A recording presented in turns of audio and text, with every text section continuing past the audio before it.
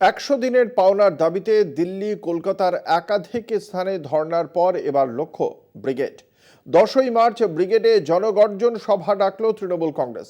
এদিন বজবজে তৃণমূলের সভা থেকে কেন্দ্রের বিরুদ্ধে একাধিক তোপ দাগলেন অভিষেক বন্দ্যোপাধ্যায়। পাশাপাশি 100 দিনের টাকা ফেরতের কথাও ঘোষণা করলেন তিনি। কেন্দ্র সরকার পাশে নেই, বঞ্চিত রাজ্যবাসীর পাশে রাজ্য সরকার আছে।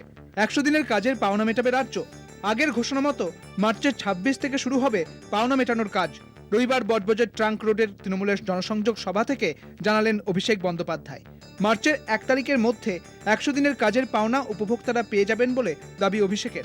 আপাতত 100 দিনের কাজের বকেয়া পাওনা তালিকা তৈরি, সেই তালিকা অনুযায়ী বকেয়া মেটাবে রাজ্য সরকার।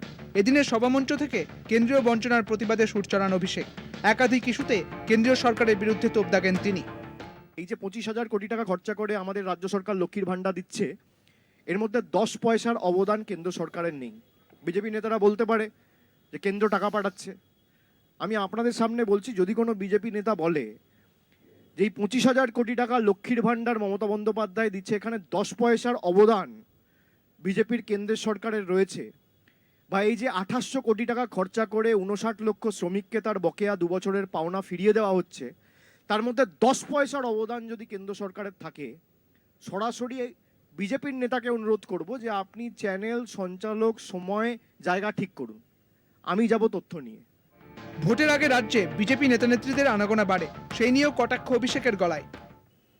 ভোট এলেই কেন প্রধানমন্ত্রী, স্বরাষ্ট্রমন্ত্রী, বাকি মন্ত্রী, অমুক মন্ত্রী, তমুক মন্ত্রী, অমুক পদাধিকারী, এই বহিরাগতদের উৎপাত শুরু হয়, ডেলি প্যাসেঞ্জারই শুরু হয়। মানে আপনার খালি ভোট, আর তো কিছু নেই।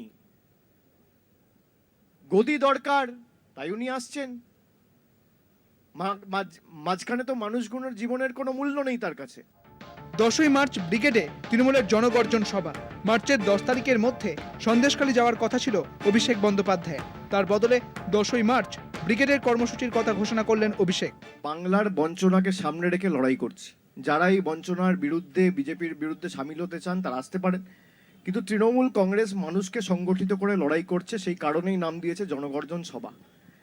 সুতরাং এখানে আলাদা করে কাউকে আহ্বান আমরা জানাচ্ছি না, আমরা প্রত্যেকটা মানুষকে আহ্বান করছি, প্রত্যেকটা মানুষকে আমরা অনুরোধ করছি, তাদের কাছে আবেদন রাখছি যে জাতি, বর্গ, বর্ণ, দলমত নির্বিশেষে বাংলার স্বার্থে আপনারা ব্রিগেড প্যারেড গ্রাউন্ডে আসুন।